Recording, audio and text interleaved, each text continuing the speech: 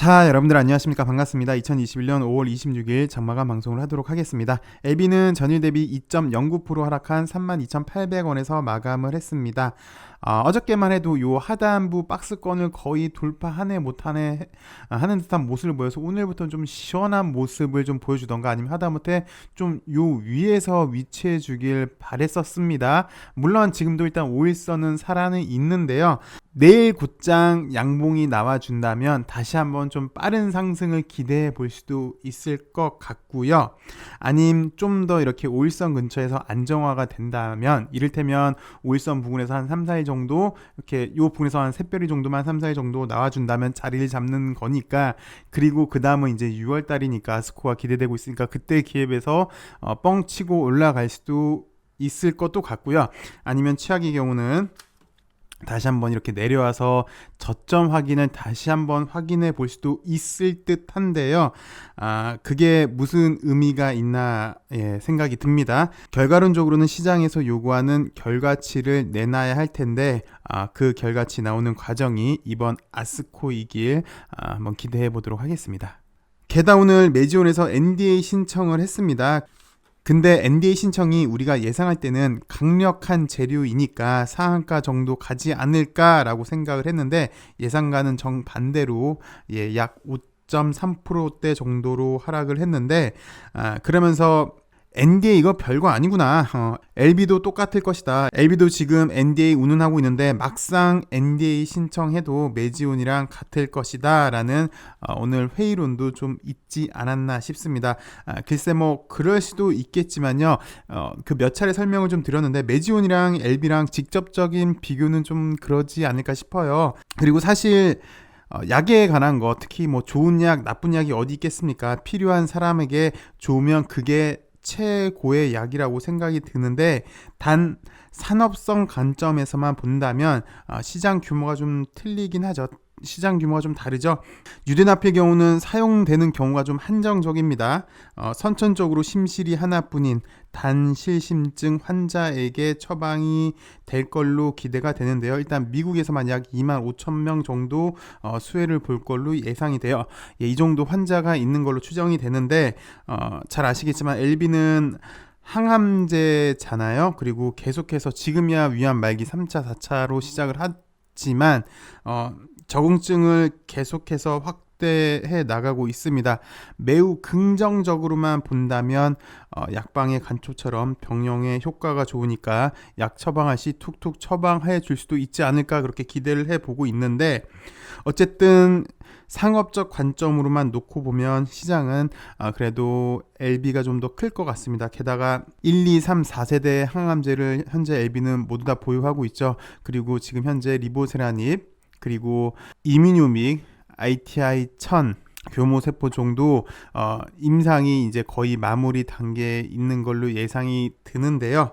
글쎄 이렇게 말씀드린 이유는 글쎄요, 매지온이랑 HLB랑 직접적인 비교는 좀 그렇지 않을까 싶습니다. 항암제라는 거, 그리고 적응증을 더 확대하고 있다는 거에 대해서 LB한테 상업적인 관점, 특히 주가에 대해서만 점수를 줄 때 좀 더 높은 점수를 줄 수 있지 않을까 싶어요. 게다가 사실 LB는 어떻게 보면 노이즈와의 싸움이기도 했습니다. 무슨 조선업 하는 회사가 뜬금없이 바이오 항암제 하는 회사로 가느냐, 다 이거 횡령 배임하려고 하는 것이다 라고 했었죠. 실제로 그래서 조사도 있었고요.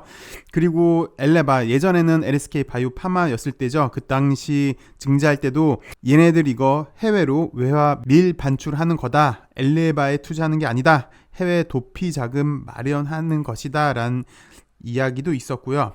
진짜로요. 게다가 시장에서는 무슨 임상 3상이냐, 실패하고 말 것이다 라는 이야기도 있었지만 결국은 해냈고요. 그리고 LB가 기껏해야 엘레바한테 지분 투자하는 것에 불과하다, 지분법 이익 받아봤자 얼마나 받겠느냐라는 노이즈도 있었죠. 이에 대해서는 뭐 잘 아시다시피 국내 처음으로 삼각합병에 성공을 했습니다. 그래서 엘레바를 이제 100% 자회사로 두게 되었죠.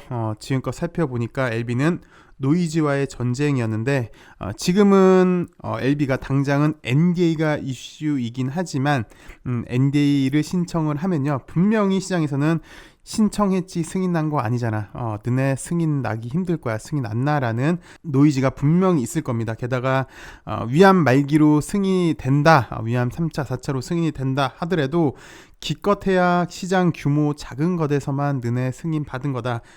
희귀약품으로 지정받았기 때문에 성공한 거지. 더 큰 거, 1차 치료제, 뭐 간암 1차 치료제, 위암 1차 치료제, 그리고 폐암 쪽으로는 어림도 없을 것이다 라는 노이즈가 분명히 나올 걸로 예상이 됩니다. 오늘도 LB는 공매 비중이 꽤 컸습니다. 근데 잘 아시겠지만 바이오주랑 공매랑은 또 뗄래야 뗄 수 없는 관계이니까 계속 이런 노이즈는 나올 것 같습니다. 지난 216 때처럼 이런 노이즈는 계속해서 나올 것 같은데 근데 여러분들 Just Do It 아시죠? 나이키에서 30년 동안 선보인 캠페인인데요. 뭐 참고로 이거 무슨 광고 협찬 받고 그런 거 아닙니다. 예, 저한테 협찬해 주는 사람 없어요. 예. 어찌되었건 나이키 그러면은 저는 딱 두 가지가 생각이 나는데 요거 로고 첫 번째 로고 요거랑 그리고 Just Do It이 생각이 나요. 많은 사람들 머릿속에도 그럴 걸로 예상이 됩니다. 요 나이키 로고 부메랑처럼 생긴 거 요거는 잘 아시겠지만 그리스 승리의 여신 니케 Nike 나이키 날개, 요 승리의 여신 날개의 영감을 얻어서 만든 건데 나이키 하면 요 부메랑 그리고 Just Do It이 생각이 나는데요. 나중에 제가 기회가 되면 나이키 미래 전략에 대해서 다시 한번 좀 말씀을 드릴게요. 근데 개인적으로는요 2010년 후반부 때 테슬라 그리고 나이키에 투자 안 한 것을 저는 일단 여태까지 제일 후회하고는 있습니다. 어찌되었건 Just Do It은 스포츠를 넘어서 인종차별, 성차별, 사회적 불합리한 요소들을 스포츠에 선한 영향력을 행사를 해서 세계를 발전을 시켰습니다. 사람들의 의식을 한 단계 더 업시켰는데요. 스포츠 영역을 넘어서서 사회 전반에 공감을 얻게 됩니다. 히잡을 쓰고 운동하는 장면, 의족을 사용해서 운동하는 장면, 각기 다른 이유로 편견, 불평등한 대우를 받으면서 끝까지 포기하지 않고 도전한 선수들을 등장시켜서 사회적 편견 그리고 고정관념에 당당하게 맞서라는 Just Do It의 정신을 이야기합니다. 글쎄요, LB도 이런 편견이라고 해야 될까요? 노이즈에 굴하지 않고 당당히 맞서서 이겨내는 Just Do It 정신을 이어가서 스포츠의 참 의미죠. 도전, 극복, 그리고 성취를 얻어냈음 합니다. 그래서 오늘 매지온도 NDA 신청을 했는데 별거 없더라. LB도 마찬가지일 것이다 라는 편견을 이겨냈음 하고요. 그리고 또 재밌는 게 Just Do It 하면 좀 전에도 설명드렸지만 나이키에서 30년 동안 내세운 슬로건인데 작년에 살짝 선회를 했습니다. Just 대신 돈을 썼습니다. Don't Do It 이란 슬로건을 내세웠는데요. 그 이유는 지난해 5월에 미국 백인 경찰관이 가혹행위로 숨진 흑인을 위해 제발 이것만은 하지 마세요 라는 슬로건을 만들었습니다. 인종차별하지 말아주세요 란 마케팅이 미국 사회에 공감을 전했는데요. 아픈 사람에게는 단 하나의 희망이 소중한 약이 되겠죠. 그리고 생면 연장의 꿈을 실현시키는 약에 대해서 하물며 더 좋은 세상을 만들려고 하는 노력인데 그 꿈을 위해 하는 노력인데 Don't Do It. 그러니까 대다수의 희망을 꺾는 헤지펀드의 이익만을 위한 것은 Don't Do It 해주셨으면 좋겠네요. 글쎄요, 지금 LB는 좀 편견 그리고 난관이 있어서 이런 편견과 난관을 좀 극복해서 좀 이겨내길 바라자라는 의미로 나이키 얘기를 해드렸는데요.